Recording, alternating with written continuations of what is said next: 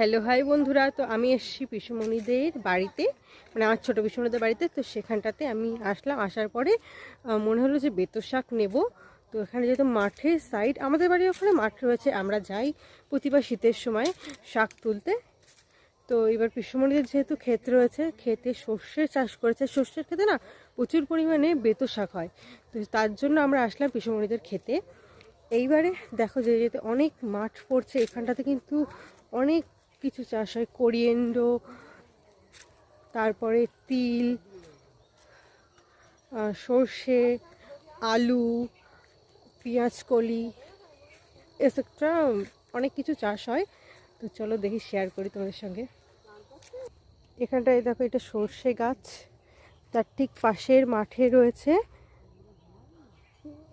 আলু গাছ, এই সাইডেও করেছে সর্ষে গাছ, আর সামনে রয়েছে কি গাছ দেখি চলো, এটা হচ্ছে মূলো গাছ। এখানটাতে পালং শাকও রয়েছে কিছুটা। আর এই ক্ষেত্রে দেখো কোরিয়ান্ডো গাছ পুরো চাষ করা হয়েছে পুরো মাঠটাতে। এখানটাতে রয়েছে টমেটো গাছ, আর পাশে রয়েছে মটরশুঁটি গাছ। সত্যি তাই, শাক নেই মাঠে একদম, এটাতে একদম কুচু কুচু বেরিয়েছে শাক। তো এইগুলো তো আর নেওয়া যাবে না। আর এই হচ্ছে পিসুমণিদের ক্ষেত, তো মাঠে একটুও শাক পাওয়া যায়নি। তো আমাদের এইবারে তো খালি হাতে বাড়ি যেতে হবে। তো তো তো যাই হোক, এরাও এখানটাতে চাষ করেছে সর্ষে। আর ওই দেখো সূর্য কি সুন্দর লাগছে,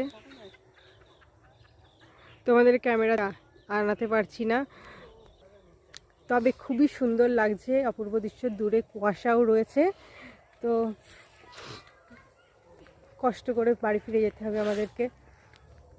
এবার মন খারাপ করে বাড়ি ফিরে যেতে হবে। মন খারাপের কিছুই না, পেলাম না এমনি, নাথিং ব্যাপার।